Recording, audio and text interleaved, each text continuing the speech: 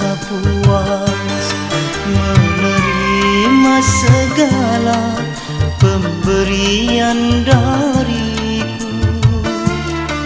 Hati ini terluka karena tingkah lakumu.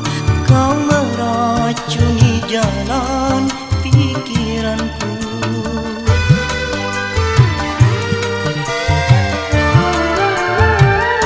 Dulu kau berjanji rela ikut bersamaku.